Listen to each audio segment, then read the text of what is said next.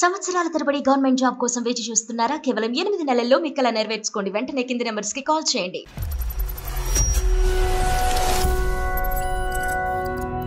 జీవితం కార్యక్రమానికి స్వాగతం. నమస్తే డాక్టర్ గారు. నమస్తే జయ గారు. శ్వేత అని ఒక అమ్మాయి మనకి మెయిల్ చేసిందండి. శ్వేత అనుమానం పెనుభూతం. ఆ అనుమానం ఎలా అంటే ఎవరికి వారు విడిపోయి సపరేట్ అయిపోయేదాకా కూడా తీసుకెళ్ళిపోతుంది. సో శ్వేత అలాంటి ఇష్యూనే మన దాకా తీసుకొచ్చింది డాక్టర్ గారు. కాల్ చేసేస్తానండి ఒకసారి. తప్పకుండా.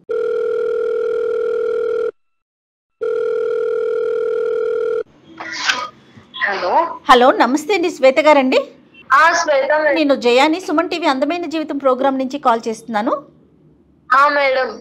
ఎస్, మీరు పంపించిన మెయిల్ చూసానండి. నాతో పాటు డాక్టర్ కళ్యాణ్ చక్రవర్తి గారు కూడా ఉన్నారు స్టూడియోలో. ఒకసారి అమ్మ శ్వేత, నమస్తే అమ్మా. నమస్తే సార్. చెప్పినన్నా, ఏంటి సమస్య, ఎవరిది? నాకు మ్యారేజ్ అయ్యి 2 years అవుతుంది సార్. నీది అరేంజ్డ్ మ్యారేజా, లవ్ మ్యారేజా, ఏంటి? మీ వారు ఏం చేస్తుంటారమ్మా శ్వేత? తను సాఫ్ట్వేర్ జాబ్ లో చేస్తారు మ్యామ్. మీరేం చేస్తుంటారు? నేను పెళ్లికి ముందు జాబ్ చేశాను మ్యామ్, తర్వాత మానేశాను.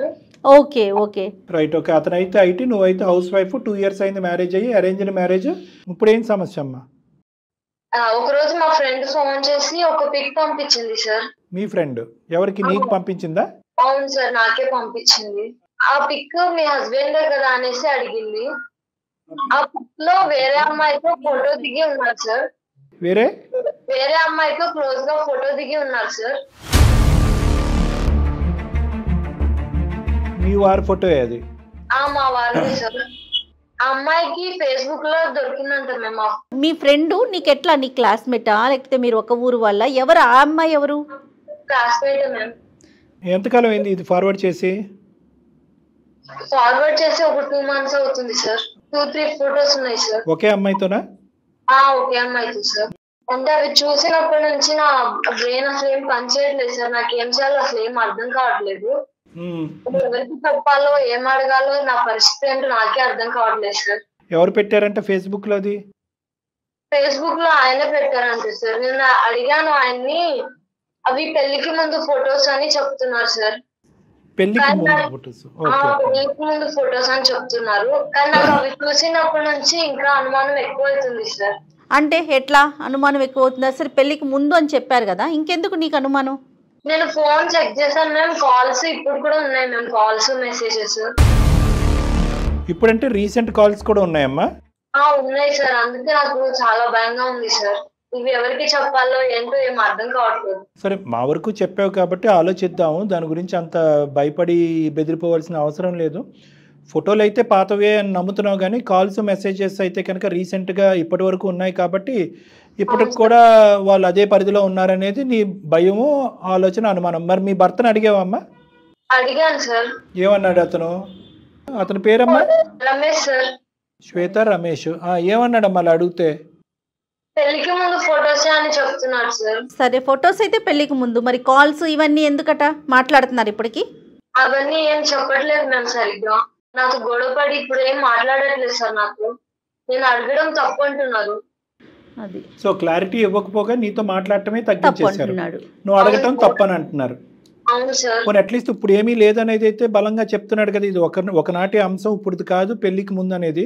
పోనీ ఆ పెళ్లికి ముందు ఎంతకాలం ఆ ప్రయాణం జరిగింది? తన పాస్ట్ లవ్ స్టోరీ గురించి ఎప్పుడన్నా చెప్పాడా నీకు? అలాంటిదేం నాకు చెప్పలేదు సార్. మరి ఇప్పుడు ఏంటమ్మా పరిస్థితి ఏంటి? ఇప్పుడు ఏమని చెప్పాలనుకుంటున్నావు? మమ్మల్ని ఏం చెయ్యాలని ఆశిస్తున్నావు? ఆ మెసేజ్లు అవన్నీ చూసిన తర్వాత నేను ఎలా నమ్మాలి సార్? నాకేం అర్థం కావట్లేదు. ఈ విషయాల గురించి మా ఇంట్లో వాళ్ళకి చెప్తే వాళ్ళు నువ్వే ఏదో ఒకటి చెయ్యి అనేసి చెప్తున్నారు సార్. నువ్వే మార్చుకోవాలి అనేసి అంటున్నారు సార్. పేరెంట్స్ వరకు తెలిసినా కూడా వాళ్ళ దగ్గర నుంచి పెద్ద హెల్ప్ లేదు నీకు. అవును సార్. నేను ఎలా నమ్మాలి సార్ ఆయన్ని? ఇప్పటి వరకు మెసేజ్లు, కాల్స్ వెళ్తున్నాయి. మరి మాట్లాడుతున్నాడు, మెసేజెస్ లో కమ్యూనికేషన్ ఉన్నాడు అనేటటువంటిది ఈ రోజు వరకు అంశమా? ఇంకా ఇప్పటికి కూడా అతను ఫోన్ చెక్ చేస్తే అవే బయటపడుతున్నాయా? లేదు సార్, ఆ రోజు గొడవ అయినప్పుడే చెక్ చేశాను సార్. ఇంకా అప్పటి నుంచి ఆయన ఫోన్ కూడా ముట్టుకోలేదు సార్. అంటే 2 months బ్యాక్? అవును sir, 2 months back ma'am. Okay, so communication అయితే కట్ అయిపోయింది కాబట్టి అది జరుగుతుందో లేదో నీకు అర్థం కాని పరిస్థితిలో జరుగుతుందేమో అని నమ్ముతున్నావు, అంతే కదమ్మా? అవును సార్. నాకు ఏం చేయాలో ఏం అర్థం కావట్లేదు. మిగతా అన్ని విషయాలు ఓకేనమ్మా? నీకు ఇంట్లోకి డబ్బులు ఇవ్వటం కానీ, మంచి చెడు చూడటం కానీ? ఆ అమ్మాయితో మాట్లాడటానికి కానీ అవతల ఆ అమ్మాయి ఎవరు కనుక్కోవటానికి ఏమైనా ప్రయత్నం చేసావా నీ భర్త నీతో మాట్లాడినటువంటి ఈ టైంలో? లేదు మ్యామ్, లిమిట్ నేను క్రాస్ చేయలేదు మ్యామ్.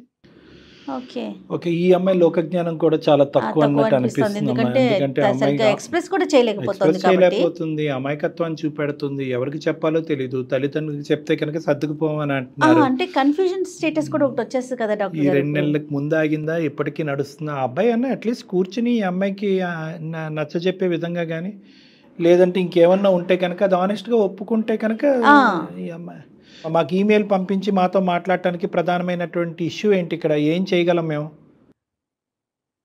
ఆయనతో ఎలా మాట్లాడాలో ఎంతో నాకు అర్థం కావట్లేదు సార్. మీరు ఆయనతో మాట్లాడి నాకు చెప్పండి. మాట్లాడటం అంటే ఇప్పుడు అతను చేసేది నిజమా కాదా కనుక్కోమంటావా, ఏం మాట్లాడమంటావమ్మా? కనుక్కోండి మేడం. సరే సరే, అదే మీరు అన్నట్లుగా అమ్మాయి ఎక్స్ప్రెస్ చేయలేకపోతుంది. రైట్, ఒకసారి మాట్లాడదాం అయితే, తప్పకుండా మాట్లాడదాం. పెద్ద సమస్య కాదు, అంత బెంగపడద్దు, బాధపడద్దు, భయపడద్దు. ఓకేనా? సరే, ఒకసారి ఫోన్ కలుపమ్మా, రమేష్తో మాట్లాడదాం. చేస్తున్నాను మేడం. చాలా అంటే చాలా కామన్ ఇష్యూ మేడం ఇది. కొత్తగా పెళ్ళైనటువంటి ఒక ఆడపిల్లకి కానీ అబ్బాయికి కానీ కొత్తగా జీవితం ప్రారంభించినప్పుడు అభద్రత భావం అనేది ఒకటి ఉంటుంది, ఇన్సెక్యూరిటీ అనేది ఉంటుంది. హలో హలో హలో హలో అస్తమాను ఎందుకు ఫోన్ చేస్తాను? నేను ఆఫీస్ లో ఉంటాను కదా, ఇంకా నాకు పని ఏం లేదంటే నీ ఫోన్లు తప్ప. ఇప్పుడు ఎందుకండి ఇలా అంటున్నారు? ఇంకా అస్తమాను అలా ఫోన్లు చేయక అర్థమవుతుందా? అలా అనకండి. మరి ఇంకేమనమంటావు? నీకు అసలే మెంటలో ఇంట్లో అలా ఉండి సరిగ్గా ఫోన్లు చేయక అస్తమానికి నాకు ఆఫీస్ ప్రెజర్ నీ ప్రెజర్ ఎక్కువైపోతుంది. తెలిసినంత మీరు చేసి ఇప్పుడు ఎందుకు ఇలా అంటున్నారు? ఏం చేశాను? నేను చెప్పాను కదా ఆల్రెడీ, అదంతా పాస్ట్ అని. పెళ్లి అయిన తర్వాత అసలు ఏం చేయలేదని చెప్పాను కదా. నువ్వు నా మాట వినడం మానేసి ఎవరు ఊరు ఇల్లు చెప్పిన వాళ్ళు ఎన్ని వింటా నా మీద పడి తింటున్నావు నువ్వు. అవన్నీ మెసేజ్ ఎందుకండి మరి? అసలు అదంతా పాస్ట్, అంతా ఏమీ లేదు అక్కడ. ఆ అమ్మాయి మెసేజ్లు పెడుతుంది, ఫ్రెండ్లీగా ఉండమని చెప్తుంది, అంతే. అక్కడ జరిగింది ఏమీ లేదు అక్కడ. నేను బాగానే చూసుకుంటున్నాను, బాగానే ఉంటున్నావు కదా, ఇంకేంటి నీ బాధ? కాదు, నాకు అర్థం కావట్లేదు. పెళ్ళయ్యాక మెసేజ్లు ఫ్రెండ్స్ ఇలా ఉంటారా ఎవరైనా? ఇప్పుడు ఆఫీస్ కి వెళ్ళే వాళ్ళకి ఫ్రెండ్స్ అన్నాక ఉండరా, ఇప్పుడు కాలేజ్ కి వెళ్ళే వాళ్ళకి ఫ్రెండ్స్ ఉండరా, అలా కంటిన్యూ అవరు. ఇది అంతే. నువ్వు కూడా ఫ్రెండ్స్ చేసుకోవచ్చు, నలుగురిలో తిరుగుతా, పిచ్చి తగ్గుద్ది నీకు, ఇలా అనుమానాలు అయ్యి తగ్గుతాయి. నలుగురిలో తిరుగు. మామూలుగా ఉండదండి, చెప్తున్నాను. మీరు చేసినంత చేసి మళ్ళీ పిచ్చి అంటారేంటి? మరి 2 నెలల నుంచి నేను అదేం లేదని చెప్తుంటే పిచ్చి దగ్గర పట్టుకుని ఏలాడుతుంటే పిచ్చి అనుకుంటే మరి ఇంకేమంటారు? మంచి అంటారా? అన్ని చేసేదమ్మా మీరు నన్ను పిచ్చి అంటున్నారా? ఆ సీరియల్స్ ఉంటాయి చూడు, ఆ సీరియల్స్ చూడడం మానేను. ముందు ఆ సీరియల్స్ కొంచెం నీకు బుర్రలో పిచ్చెక్కిపోతున్నా, అర్థమవుతుందా? అత్త కోడలు గొడవలు, ఆ మగుడు పిల్లల గొడవలు ఇవే చూస్తావు సీరియల్స్ లో. మంచి మంచి సినిమాలు చూడడం మానేసి అన్ని తీసుకొచ్చి నా మీద రుద్దుతావు. ఆ ఆఫీస్ లో నాడు గొడవ ఒకటే, ఇంటికి వస్తే నీ గొడవ ఒకటే. బుర్ర ఉండాలి కొంచెం అన్నాను. నీకు 2 నెలల నుంచి చెప్తున్నాను, అసలు నీకు అర్థమే కావట్లేదు ఏమి. ఏమనండి చెప్తున్నారు? 2 నెలల నుంచి మీరు గొడవ పడుతున్నారు, అది మీకు అర్థమవుతుందా? గొడవ పడేది ఎవరు? నువ్వా నేనా? అది తెలుసుకో ఫస్ట్. నీకు అది ఉంది, ఈ సంబంధం ఉంది, గొడవ పడేది నువ్వు నేనా? మళ్ళీ నన్ను అంటూ అటు తిరిగి ఇటు తిరిగి చేసినంత చేసి ఇప్పుడు చెప్తున్నారా?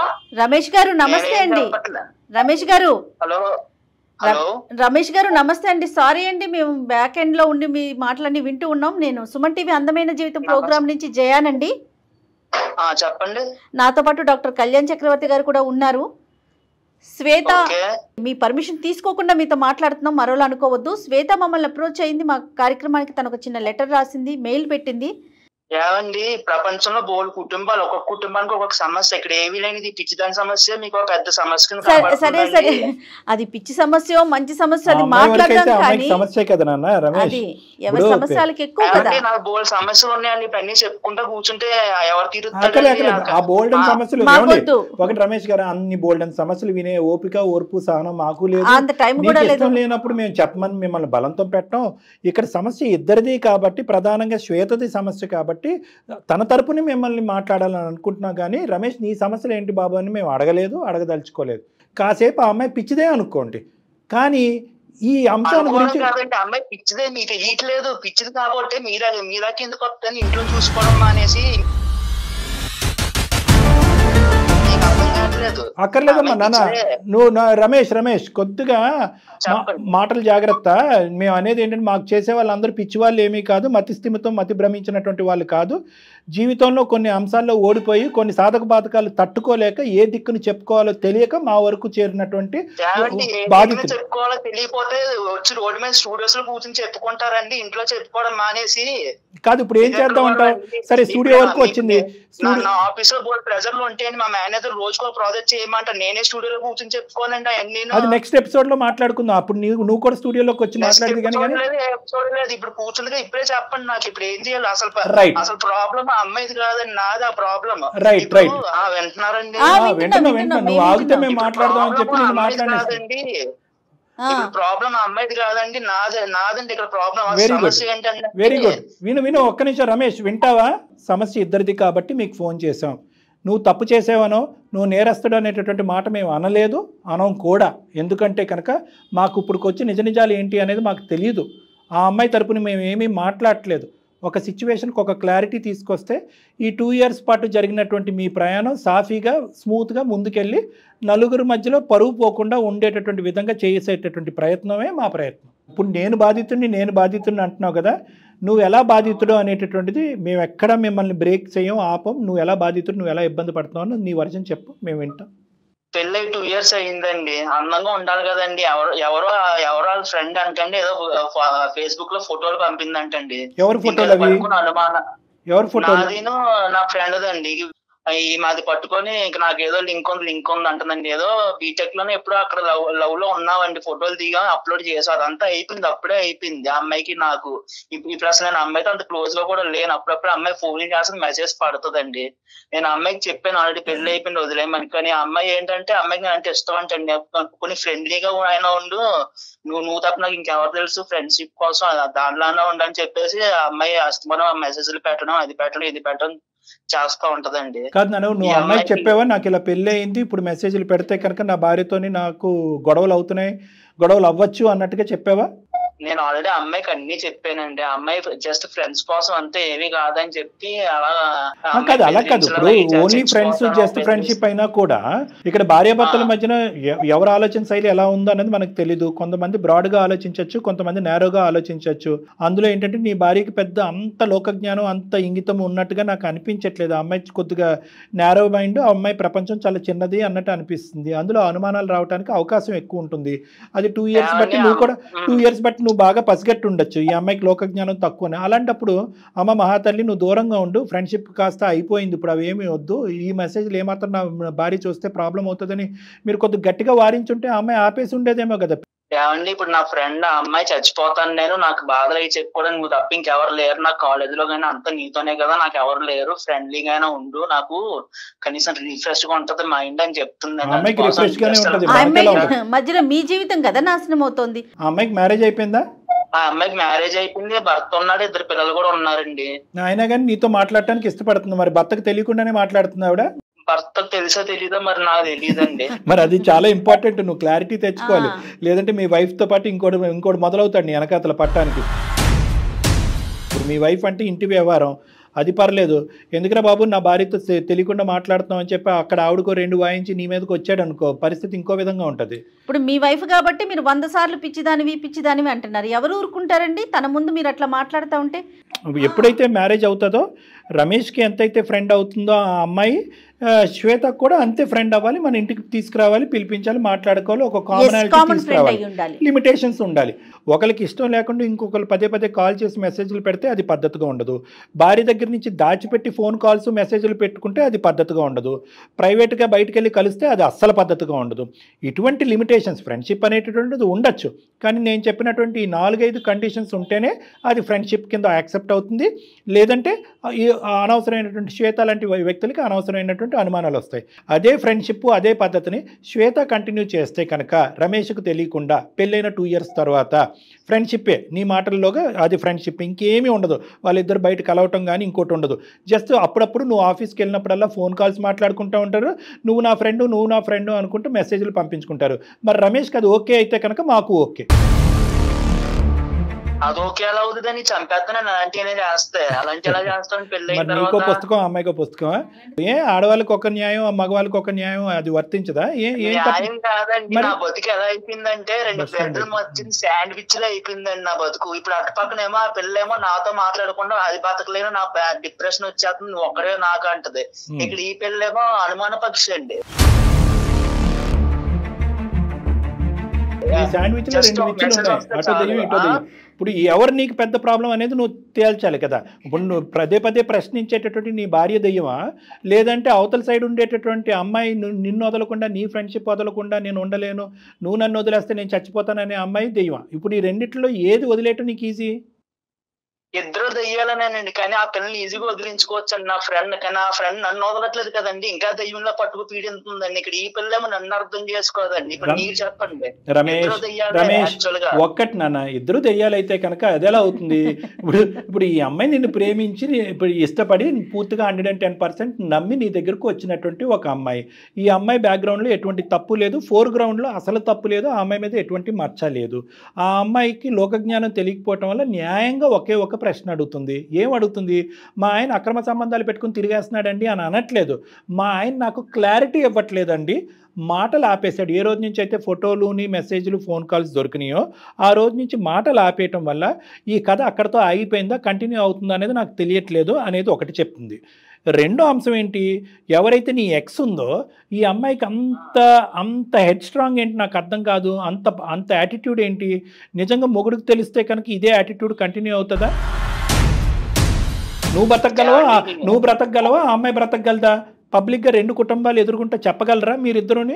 మేమిద్దరం అప్పుడు ఎక్స్ ఫ్రెండ్స్, ఇప్పుడు కరెంట్ ఫ్రెండ్స్, ఇప్పుడు కలిసి ప్రయాణం చేస్తున్నాం, లేదంటే ఫ్రెండ్షిప్ ఒకటే కంటిన్యూ అవుతుంది, నేను వదిలేయాలనుకుంటున్నాను కానీ ఆ అమ్మాయి వదిలేయాలనుకోవట్లేదు అనేటటువంటి ఈ భాష ఏదైతే నువ్వు మాట్లాడుతున్నావో, ఏ పట్టు విడిపైతే విడవకుండా ఆ అమ్మాయి మాట్లాడుతుందో, ఈ అంశాన్ని తీసుకెళ్ళి వాళ్ళ ఆయన ఎదుర్కొంటే పంచాయతీ పెడదామా? లెక్క ఇట్టే తేలిపోతుంది. ఈ వేషాలన్నీ వేయొద్దని చెప్పు. ఎందుకు చచ్చిపోతుందంట? ఏమనుకుని చచ్చిపోతుందంట? అనుకున్నారు, వర్కౌట్ అవ్వలేదు లవ్ స్టోరీ, పెద్దలు ఒప్పుకోవట్లేదు కాబట్టి అంగీకరించారు. ఈ పెళ్లి నువ్వు చేసుకున్నావు, ఆ పెళ్లి ఆ అమ్మాయి చేసుకుంది, కథ సుఖాంతం. ఇంకా చక్క పిల్లలు ఉన్నారని చెప్తున్నావు. పెద్దల గురించి ఒక తీర్పు, పెద్దలు లేనప్పుడు ఇంకో తీర్పా? అంటే పెద్దలు పెళ్లి చేసుకోమన్నారు కాబట్టి ఇరువైపులే అరేంజ్డ్ మ్యారేజ్ చేసుకున్నారు. అరేంజ్డ్ మ్యారేజ్ చేసుకున్న తర్వాత మళ్ళీ మీ లవ్ స్టోరీ కంటిన్యూ అవ్వాలనుకుంటుందా? ఎలా వర్కౌట్ అవుతుంది? అప్పుడు వరకు ఉన్న లవ్ స్టోరీ సడన్గా ఫ్రెండ్షిప్ కింద ఎలా మారుతుంది? మీకు పాత జ్ఞాపకాలు గుర్తుకురావా? పాత ఆలోచనలు గుర్తుకురావా? రేపో మాపో మీ ఆవిడతో ఒక చిన్న గొడవ అవుతుంది, ఇప్పుడే అవుతుంది. అప్పుడు ఆ అమ్మాయి స్వీట్గా అనిపించదా? ఆ అమ్మాయికి అలా ఆయనతో గొడవ అవుతుంది, అప్పుడు నువ్వు స్వీట్గా అనిపించవా? సో కాబట్టి ఇవన్నీ అనవసరమైన తలనొప్పులు, తెలియనితనము, ఇమ్మెచ్యూరిటీ, వయసు లేకపోవటం, అనుభవం లేకపోవటం. ఇంకా ఇప్పటికీ కూడా మీ ఆవిడ పిచ్చిది కాదు, నువ్వు పిచ్చోడివి. నిజంగా నువ్వు పిచ్చోడు. ఎందుకంటే కనుక ఇప్పుడు చెప్తా రమేష్, చెప్తాను. చేసేలేదు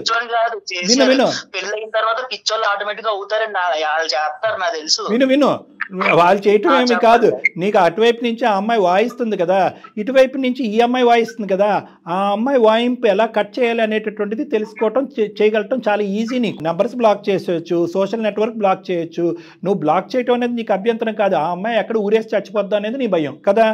అవునండి, రైట్ పద. అమ్మాయి చచ్చిపోతాను అంటుందండి, అదే నా భయం. మళ్ళీ ఇప్పుడు ఆ పిల్ల చచ్చిపోతే అది వచ్చి నా నెత్తి మీద కూర్చుంటది ఆ చావు కేసు. అదెందుకు నాకు?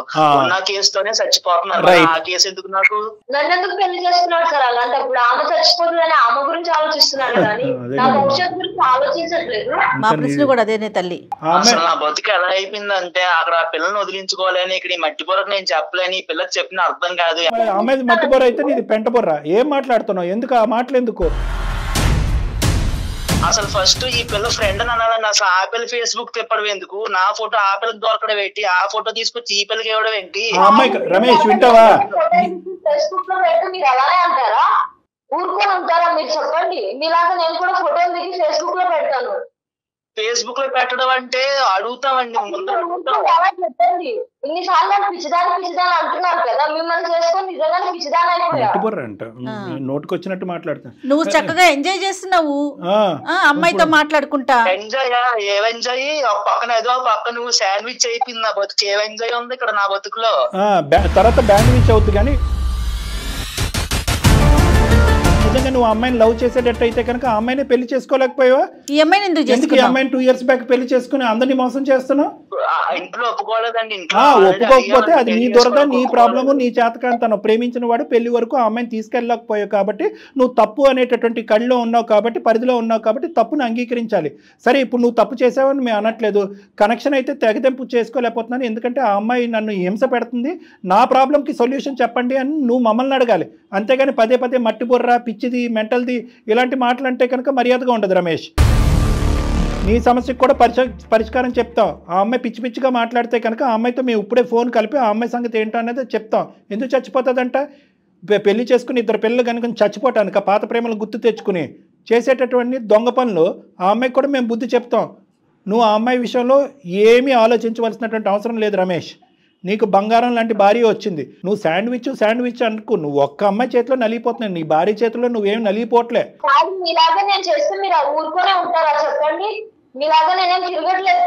అసలు ఆ చేయటమే తప్పంటే మళ్ళీ అతనిలాగా చేయటం ఏంటంటావు నువ్వు ఒకదానివి? శ్వేత, ఆడోళ్ళు చమ్మిక్కయ్యి ఇప్పుడు మగోడు తప్పు అంటారు మీరు. నేనెక్కడ తప్పు చేశాను? నువ్వు ఆడజాతి మొత్తాన్ని బయటకు లాగమాక గానీ. నువ్వు ప్రేమించినటువంటి అమ్మాయి గురించి నువ్వు పోరాడలేక దిక్కుతోచినటువంటి పరిస్థితిలో ఒక అరేంజ్డ్ మ్యారేజ్ చేసుకుని ఆ అమ్మాయిని ఇప్పుడు వదిలించుకోలేక చిక్కుముడి సమస్య నువ్వు బాధపడుతున్నావు. ఇది స్వయంకృతాపాత్యం, నీకు నువ్వుగా సృష్టించుకున్నటువంటిది. అర్థమైందా? నువ్వు సృష్టించుకున్నటువంటి ఒక భయంకరమైనటువంటి పరిస్థితిలో ఆ వేడి నూనెలో ఈ అమ్మాయి పడింది. ఇప్పుడు ఈ అమ్మాయి గజగజలాడిపోతుంది. నేను ఏది సృష్టించుకోలేదని విధి అలా రాసిందని నా బతుకు నేనేం చేయనండి. సరే, విధి రాసింది అంటున్నట్టే నువ్వు అనుకో, కానీ ఇక్కడ ఈ అమ్మాయికి ఏం సమాధానం చెప్తావో చెప్పాలి కదా. మరి విధి నీ జీవితాన్ని రాసింది, కానీ నువ్వు ఈ అమ్మాయి జీవితాన్ని రాసావు. కాదు డాక్టర్ గారు, నువ్వు మరి సరి చేసుకోవాలనుకుంటున్నావా? విధి రాసింది, పో నీ భాష ప్రకారమే మాట్లాడదాం, విధే రాసింది అనుకుందాం. మరి నీ జీవితాన్ని నువ్వు సరి చేసుకోవాలనుకుంటున్నావా, అనుకోవట్లేదు? అది చెప్పు రమేష్. నేను ఖచ్చితంగా సరి చేసుకోవాలని అనుకుంటున్నాను, కానీ ఆమె అమాయకత్వంతో, ఆమె ఏంటంటారు అలాగా నా అనుమానాలతోటి నన్ను అలా హింసిస్తుంది. నేనేం చేయను రమేష్. ఆ పరిస్థితుల్లో ఎవరున్నా అలాగే చేస్తారమ్మా. అనుమానం ఎలా అవుతుంది అయ్యా? ఉన్నదే కదా. నువ్వు ఫోన్ కాల్స్ మాట్లాడకుండా మాట్లాడింది అంటుందా? మెసేజ్లు పంపించకుండా పంపించింది అని అంటుందా? ఫోటోలు చూడకుండా ఫోటోలు ఉన్నాయని అంటుందా? అన్నీ ఉన్నవే కదా. నీ వర్జన్ ఏంటంటే స్లోగా ఆ ప్రేమను కట్ ఆఫ్ చేసేస్తున్నానండి, అవతల ఆ అమ్మాయి నుంచి వచ్చే థ్రెట్ తట్టుకోలేక. కానీ యువతలు నిలబడినటువంటి భార్యకి ఏమనిపిస్తుంది? అప్పుడు స్టోరీ ఇప్పుడు కూడా కంటిన్యూ అవుతుంది అన్నట్టే మాట్లాడుతుంది. సో కాబట్టి ఏంటంటే ఆ అమ్మాయి షూస్ లో ఒక్కసారి నిలబడి ఆలోచించు. ఇప్పుడు అయింది ఏదో అయిపోయిందని, పాస్ట్ ఈజ్ పాస్ట్ అండి. ఇప్పుడు ఆమె బాధపడుతుంది, నేను బాధపడుతున్నాను. ఏం చేయమంటారు చెప్పండి? Very good. ఇప్పుడు దారిలోకి వచ్చా, మంచిగా చెప్తాను, మంచిగా విను. ఏమీ ప్రాబ్లం లేదు, ఈజీగానే ఇలాంటి కొన్ని 100,000 కేసులు చేసినటువంటి అనుభవంతో మేము చెప్తున్నాము. ఇక్కడ ఎవరు సూసైడ్ చేసుకోరు, ఏదో జరిగిపోతుంది అని కూడా నేను అనుకోవట్లేదు. అర్థమైందా? ఎందుకంటే ఆ అమ్మాయి కూడా ఒక బరువు ఉంది, ఒక బాధ్యత ఉంది, ఒక కుటుంబం ఉంది, చక్కటి భర్త ఉన్నాడు, ఓకే, 2 పిల్లలు ఉన్నారు. ఆ అమ్మాయికి కూడా ఆలోచింప చేసేటటువంటి విధంగా నేను జయ మేడం మేము తర్వాత నీ ఫోన్ పెట్టేసిన తర్వాత ఆ అమ్మాయితో ప్రత్యేకంగా మేము ఫోన్లో మాట్లాడతాం. ఫోన్లో మాట్లాడి ఆ అమ్మాయి కొద్ది పద్ధతి నేర్పిస్తాం, కొద్దిగా అరికట్టేటటువంటి ప్రయత్నం నేర్పిస్తాం, నయానో భయానో చెప్తాం, కొద్దిగా ఆలోచన బ్రెయిన్లో పెడతాం. Right sir. ముందుగా ఇక్కడ ఒక పాయింట్, మాకు ఈమెయిల్ పంపించినటువంటి శ్వేత అర్థం చేసుకోవాలి. ఇక్కడ ఏంటంటే నీ భర్త ఒకానొక ప్రేమికురాలతో మాట్లాడాడు. ఎందుకు మాట్లాడాడు? ప్రేమను ఏమి కంటిన్యూ చేయట్లేదు. అవతల వైపు ఆ అమ్మాయి పెట్టేటటువంటి థ్రెట్ భరించలేక ఆ అమ్మాయి నో అని ఒకేసారి కట్ చేసేస్తే ఎటువంటి అఘాయిత్యానికి పాల్పడుతుందో అనేటటువంటి భయంతో అతను స్లోగా కట్ చేసేటటువంటి ప్రయత్నం చేస్తూ ఈ లోపలే ఈ ఫోటోలు బయటపడి ఆ మెసేజ్లు, ఫోన్ కాల్స్ నీకు కనిపించడం జరిగింది. కాబట్టి నీ భర్త పెళ్ళయిన తర్వాత నీతో సిన్సియర్గానే ఉన్నాడు. ఫస్ట్ నువ్వు ఆ మెంటల్లీ అది తీసేసాయి. ఎటొచ్చి ఈ అమ్మాయితో ఫ్రెండ్షిప్ లేదు, రిలేషన్షిప్ లేదు, ఇది మొత్తం ఎలా కట్ చేయాలి అనేటటువంటిది పెద్దలుగా మేము ఆలోచిస్తాం. అర్థమైందా? అర్థమైంది సార్. ఇప్పుడు ఇవన్నీ నమ్మొచ్చా సార్ ఆయన చెప్పినవన్నీ? అది చెప్తాను, వినండి. నమ్మచ్చమ్మా, నమ్మచ్చు. ఎందుకంటే దానికి సంబంధించినటువంటి ఎంక్వైరీ కానీ, దానికి సంబంధించినటువంటి బ్యాక్గ్రౌండ్ వర్క్ కానీ మేము కూడా చేస్తాము. ఆ తర్వాతే మేము నీకు ఖచ్చితమైనటువంటి ఒక నిర్ణయాన్ని మేము చెప్తాం. అర్థమైందా? అందు గురించి నేను ఏమంటున్నాను, ఎక్కడితో కథ కంచికెళ్ళింది రమేష్, నువ్వు అమ్మాయిని మర్చిపో, నీ భార్యతో ఉండు అని అనట్లేదు. ఆ అమ్మాయితో కూడా మేము ఫోన్లో మాట్లాడతాము అని చెప్తున్నాను. అర్థమైందా? రమేష్, ఇప్పుడు నువ్వు ఒక్కడవే లేవు. శాండ్విచ్ ఆవిచ్చు ఏమీ లేదు. మనందరం ఒకే టీము, ఒకే ఫ్యామిలీ. నేను జయ గారు మేమిద్దరం కూడా ఆ అమ్మాయితో ఈ ఫోన్ కాల్ అయిపోయిన తర్వాత ఆ అమ్మాయితో మేము మాట్లాడతాం. ఓకే, మాట్లాడి అమ్మ ఇది పరిధులు దాటకూడదు, ఈ పరిధులు దాటితే అందరికీ ప్రమాదమే, 2 కుటుంబాలు సర్వనాశనం అయ్యి రోడ్డుమే పడతాయి, ఇప్పటికే అందరూ మెంటల్ టెన్షన్లో ఉన్నారు, గత ఇదంతా వదిలేసి ఒక కొత్త జీవితాన్ని ప్రారంభించి ముందుకు వెళ్ళిపోండి, ఇక్కడ రిలేషన్షిప్ లేదు, ఫ్రెండ్షిప్ లేదు అనే విధానంగా నయానో భయానో ఆ అమ్మాయికి నచ్చజెప్పేటటువంటి ప్రయత్నం మేము చెప్తాం. ఓకేనా రమేష్? ఓకేనండి. అది మేము ఆ బాధ్యత తీసుకుంటాం. ఇక ముందు నుంచి ఆ అమ్మాయి ఫోన్ కాల్స్ అన్నీ నువ్వు బ్లాక్ చేయి, సోషల్ మీడియాలో అన్నిటిలోని నువ్వు బ్లాక్ చేసి కంప్లీట్గా నీ నెంబర్ మార్చేసేటటువంటి ప్రయత్నం చేయాలి నువ్వు. ఓకేనా? ఓకేనండి, షూర్ అండి. ఆ అమ్మాయి బ్యాక్గ్రౌండ్లో నిన్ను వేధించకుండా, అటాక్ చేయకుండా, వేరే నెంబర్ నుంచి నిన్ను కాల్ చేసి థ్రెట్ చేయకుండా, ఆ అమ్మాయి మా మాట వినకపోతే కనుక వాళ్ళ ఇంటి పెద్దల ద్వారా ఆ అమ్మాయికి బుద్ధి చెప్పేటటువంటి ప్రయత్నం చేస్తాం. అందమైన జీవితం అయితే మాత్రం ఆ బాధ్యత అయితే తీసుకోవడానికి మేము రెడీగా ఉన్నాం. మీ ఇద్దరు మాత్రం సవ్యంగా హ్యాపీగా ఇక ముందు నుంచి అనుమానం అవమానం అనేటటువంటి వాతావరణం లేకుండా చక్కగా మంచి ఆలోచనలతో హ్యాపీగా ఉండే ప్రయత్నం చేయండి ఇద్దరు. రమేష్ అండ్ శ్వేత విన్నారు కదా డాక్టర్ గారు చెప్పింది, ఓకేనా మీ ఇద్దరికి? ఓకేనండి. శ్వేత విన్నావు, ఇప్పటికన్నా హ్యాపీయా? నాకు ఎలాంటి సంబంధాలు ఏవి లేవు, ఇప్పటికన్నా హ్యాపీయా? కరెక్ట్. సార్ మేడం చెప్పారు కదా, ఇప్పటికి నమ్ముతాను. ఇప్పటికి నమ్ముతుందంట. ఓకే, అయితే మీరు నాకు నమ్మకం ఇచ్చారు కదా సార్. Okay sir. మేము నమ్మకం ఇవ్వటం కాదమ్మా, మేము నమ్మకం ఇవ్వటం వరకే ఆగకుండా బ్యాక్గ్రౌండ్ చెక్ చేస్తామని అంటున్నాం, బ్యాక్గ్రౌండ్లో ఆ అమ్మాయి యొక్క ఆలోచనను కూడా మార్చే ప్రయత్నం చేస్తానని అంటున్నాం. ప్లస్ నీ భర్తకు అవసరం అయితే కనుక భార్యాభర్తలు మీరిద్దరు నా దగ్గరికి రండి, మాట్లాడదాం, ఇంకా ఏమన్నా డౌట్లు అనుమానాలు ఉంటే కనుక అవన్నీ క్లారిఫై చేద్దాం. ఎందుకంటే నీ భర్త మాటల్లోనే ఏంటంటే నువ్వెంత సఫర్ అయ్యో ఒక విధంగా అతను కూడా సఫర్ అయ్యాడు ఆ పాత ప్రేమికురాలని కట్ చేసేటటువంటి దాంట్లో. సో అతను బాధితుడే. సో ఇద్దరు కూడా నా దగ్గర రండి, మనం కాసేపు మాట్లాడుకుని ఇంకేమైనా డౌట్స్ ఉంటే క్లియర్ చేసుకుంటే ఇంకా అక్కడి నుంచి మొత్తం అంతా స్మూత్ అయిపోతుంది. ఓకేనమ్మా? Okay sir. ఓకే శ్వేత, జాగ్రత్త అమ్మా. Thank you sir. Thank you madam. Okay thank you sir. Thank you sir. Okay Ramesh, జాగ్రత్త. రమేష్ మీరైతే మాత్రం ఒకసారి శ్వేతని తీసుకొని డాక్టర్ గారిని కలవండి, ఓకేనా? షూర్ అండి, షూర్ అండి. Okay Ramesh, thank you. ఆ పిల్ల అంటే తను నమ్ముతుందో నమ్మట్లేదో, యాక్సెప్ట్ చేస్తుందో లేదో నాకు అర్థం కావట్లేదు. అనుమానంలో ఏం చేయాలో అబద్ధం ఆడుతున్నాడు అనేటువంటి ఫీలింగ్ ఉంది. ఆ డిప్రెషన్ లోకి వెళ్ళిన తర్వాత నిజాలు కనిపించిన వైట్ అన్న బ్లాక్ గానే కనిపిస్తూ ఉంటుంది నిజాలు. సో ఆ అమ్మాయికి ప్లస్ ఏంటంటే పేరెంట్సే కొద్దిగా ఈ ఇష్యూని ఇంకో విధంగా రిజాల్వ్ చేస్తుంటే ఈ రోజు అమ్మాయికి నమ్మకం వచ్చేది. అలా కాకుండా పేరెంట్స్ అమ్మ నీ జీవితం నువ్వు చూసుకో అనేటప్పటికి ఇంకా అమ్మాయి ఏకాకి అయిపోయి డిప్రెషన్లోకి వెళ్ళిపోయి ఇప్పుడు అతను చెప్పే మాటలు కూడా పూర్తిగా నమ్మకం కలగట్లేదు. ఇప్పుడు ఒక మాటలో నమ్మకం కలగాలని కూడా మనం ఎక్స్పెక్ట్ చేయకూడదు. మనం అందుగురించి పిలిపించి మాట్లాడదాం తప్పకుండా. అమ్మాయితో కూడా ఎక్స్ అనేటువంటి అమ్మాయితో కూడా మనం ముందు స్ట్రాంగ్ గా మాట్లాడాల్సింది ఆ అమ్మాయితో. డెఫినెట్ గా మాట్లాడాలి. రైట్ డాక్టర్ గారు, నమస్తే.